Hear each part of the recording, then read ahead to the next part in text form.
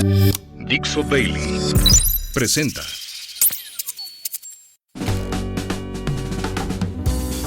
Bienvenidos.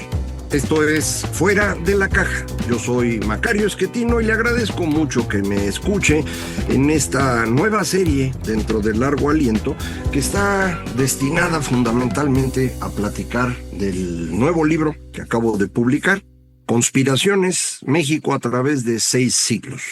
Es un libro extraño.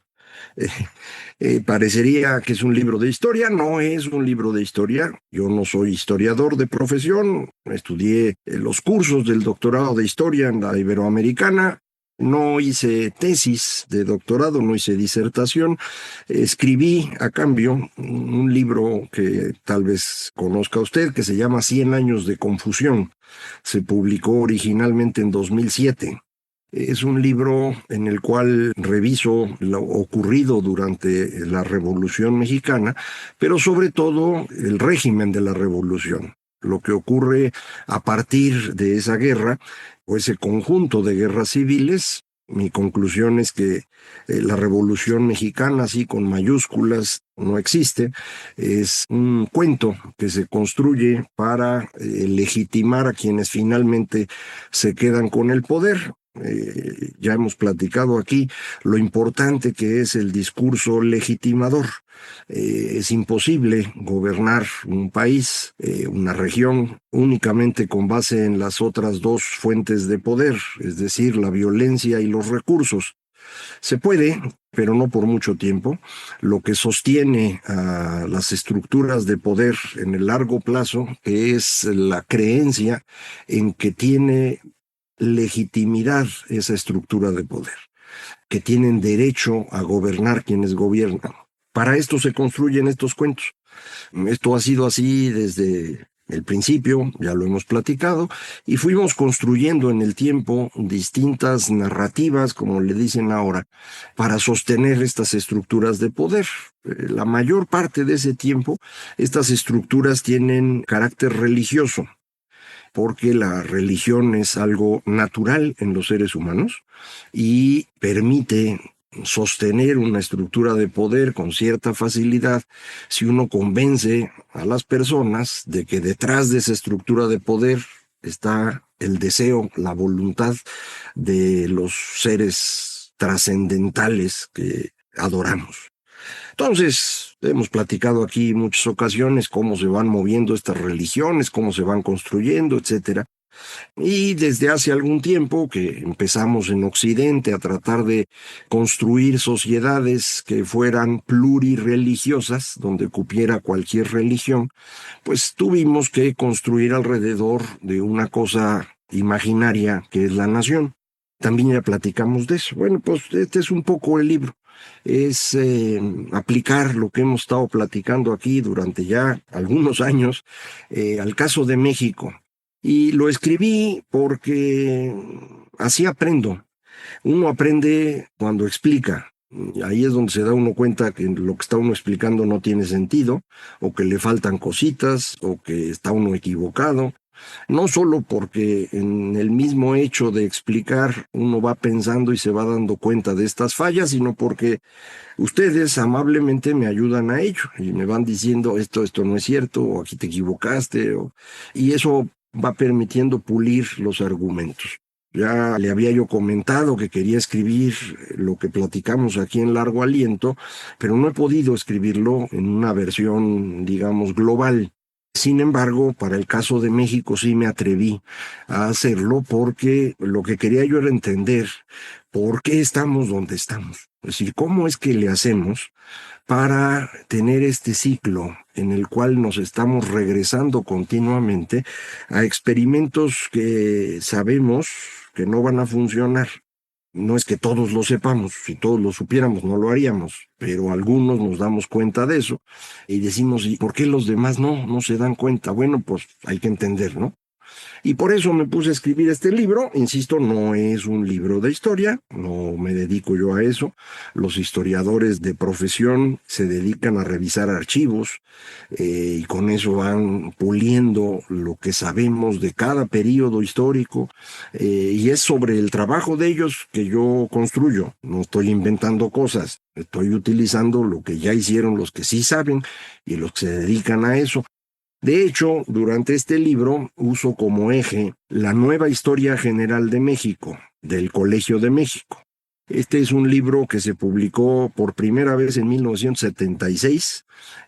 Luego hicieron una segunda edición por ahí del 2000, que más o menos sigue a la del 76 con algunos ajustes, pero en 2010 publicaron algo bastante mejor, muy novedoso, que sí aprovechaba los grandes avances que se han tenido en conocimiento histórico sobre el país. Es un excelente libro para todos ustedes que realmente quieran leer la historia de México con anécdotas, con información más detallada. Yo les sugiero este libro. Yo compré la versión electrónica y mis referencias en el libro son a esa versión. Creo que hay una versión gratuita, también en internet. Debe ser exactamente igual.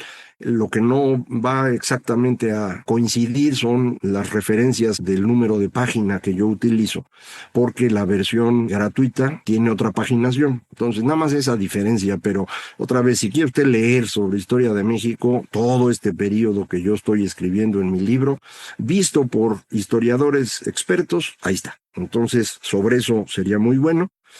Este libro tampoco es una crítica de los mitos de la historia de México.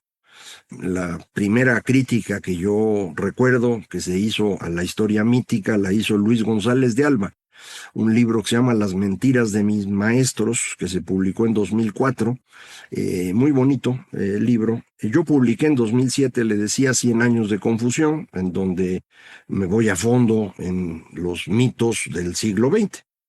Hay historiadores que están escribiendo continuamente, criticando pedacitos de la historia con mucha calidad. El caso de Alejandro Rosas, por ejemplo. Es el caso también de Reidesel Mendoza, que está continuamente trabajando el tema de Villa.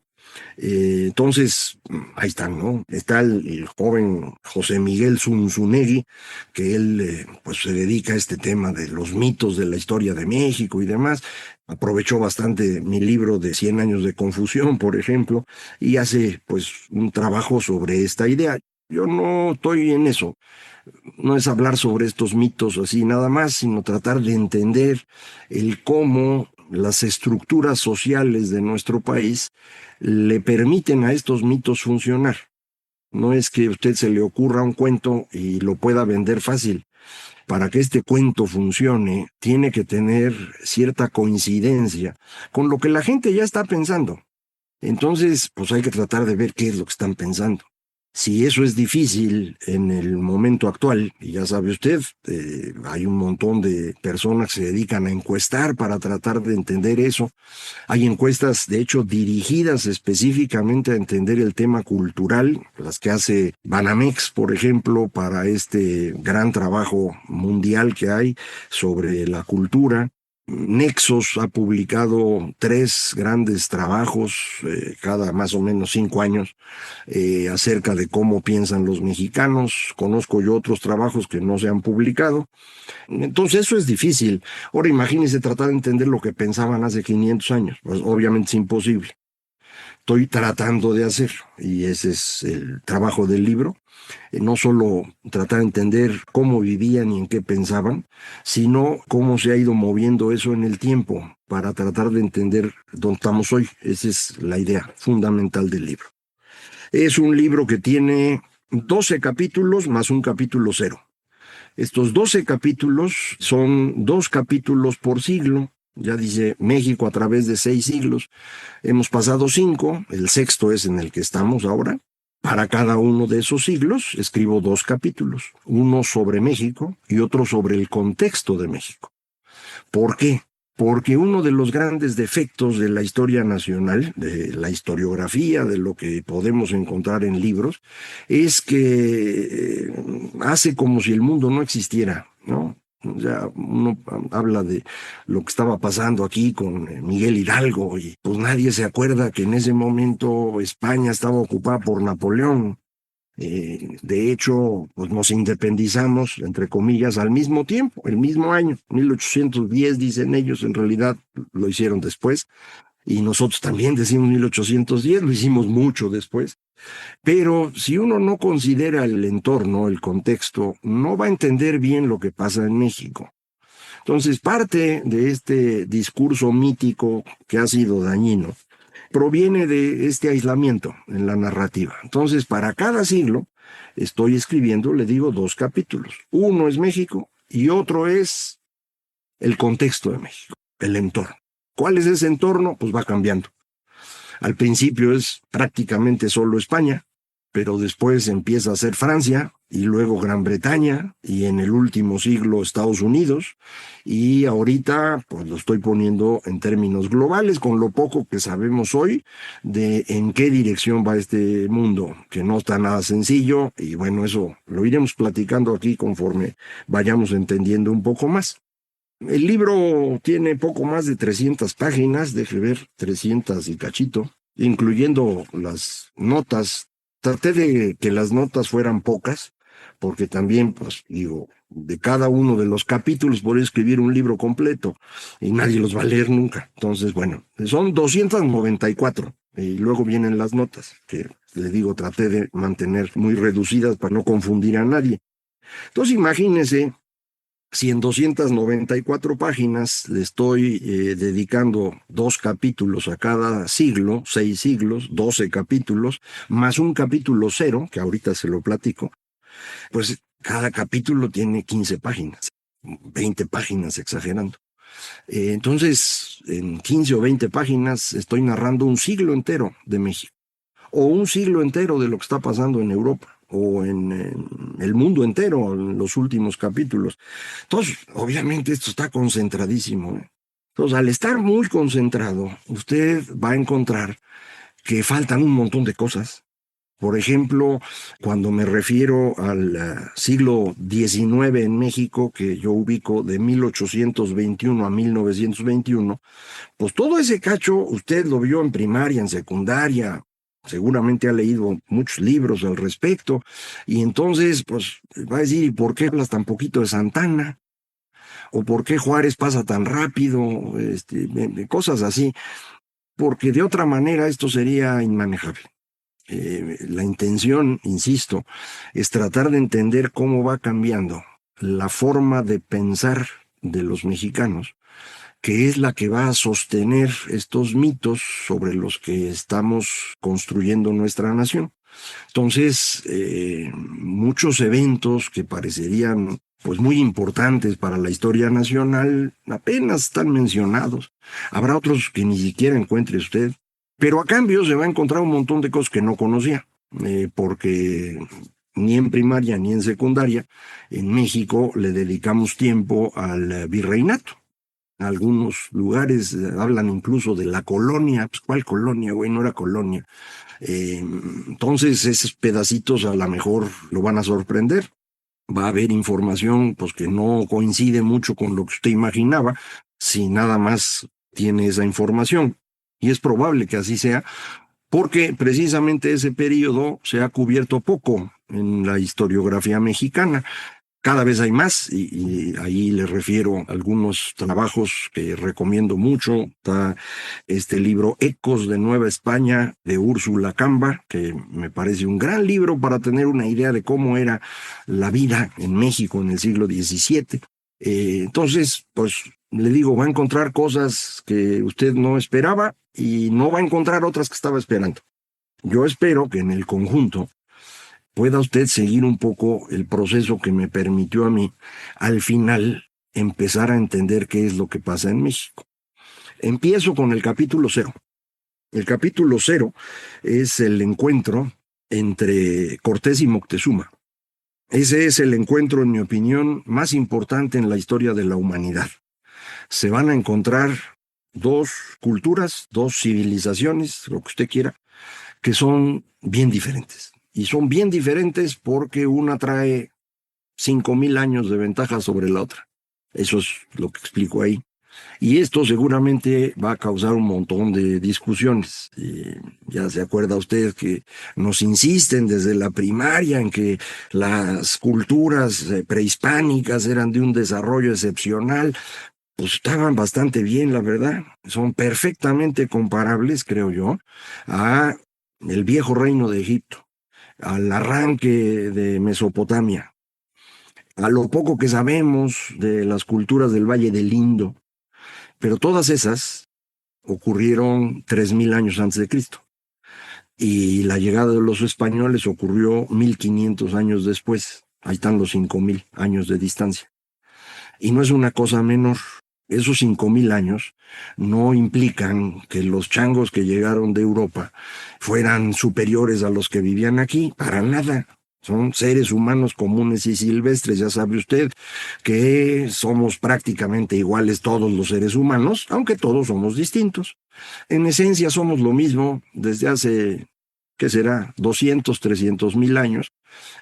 La poca evolución biológica que ha habido en ese periodo explica algunas cosas: por qué alguien no puede tomar leche después de los 12 años, por qué unos tienen ojos azules o son güeritos, pero esas son variaciones muy superficiales, digámoslo así.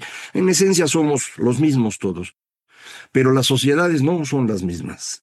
Hay diferentes formas de entender el mundo que van respondiendo a estas distintas construcciones religiosas y políticas, que ha sido lo que hemos platicado aquí durante años ya. Entonces, eso que hemos platicado es lo que estoy tratando de aplicar para entender mejor esta secuencia. No creo que exista un libro como este para ningún país, porque bueno, lo que hemos platicado aquí, ya sabe usted, son cosas que yo he estado desarrollando y que cada cierto tiempo pues me lleno de felicidad porque alguien famoso, un gran experto en algún tema, de pronto resulta que dice lo que yo ya había platicado aquí hace años. Pues qué bueno, man. Quiere decir que no estoy tan equivocado. Ahora, construir eso para todo el mundo, para todo lo que sabemos, pues sí está bien difícil.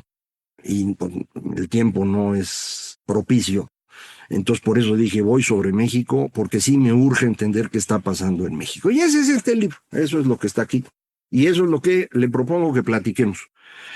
Hoy nada más le estoy presentando la idea general del libro. No voy a entrar en más detalles que los que ya le comenté. Lo que quiero hacer con ustedes es platicar, si se puede, el capítulo 0 en la próxima semana, próximo jueves, y luego no sé si me alcance para platicar un siglo en cada episodio aquí con usted, o tenga que ser un capítulo por episodio. La verdad es que no he medido cuánto me voy a tardar en explicar. Lo voy a saber cuando lo grabe y entonces sabremos. Pero la idea es la siguiente. Próximo jueves platico con usted el capítulo 0. Aquellos de ustedes que me hagan favor de comprar el libro y de leer ese capítulo, mándenme comentarios de una vez, porque así puedo aprovechar lo que ustedes me escriben para ir platicando mejor lo que escribí. Ya con mucha evidencia de parte de ustedes de qué cosas son claras, cuáles no lo son, en dónde se genera polémica, en dónde esa polémica tiene sentido y en dónde a lo mejor es nada más que no lo expliqué bien. Entonces, para el próximo jueves, si ustedes quieren, los que tengan la posibilidad de comprar el libro electrónico. Por cierto, ya ve que me tiré un rollo monumental de por qué no sacaban el libro electrónico, pero sí el audiolibro. Pues resulta que hicieron lo contrario ahora en la editorial. No entiendo por qué. Ahora salió el electrónico, el audiolibro todavía no sale. Sí lo estaban haciendo. Entonces ha de salir cualquier día. Pero para quienes viven fuera de México, el electrónico ahí está. Los que viven en México, ya desde ayer miércoles debe estar en librerías, pero ya estaba en Amazon, por ejemplo, para pedirlo. Lo están entregando. Ya se empezó a atorar la entrega. Supongo que porque muchos de ustedes me están comprando el libro y se los agradezco, pero espero que les dé tiempo, los que puedan. Los que no, después, a través de sus comentarios, vamos a ir guiando esta discusión, que insisto, empezamos próximo jueves con el capítulo 0 y le seguimos como se pueda. Muchísimas gracias. Esto fueron las conspiraciones de Fuera de la Caja.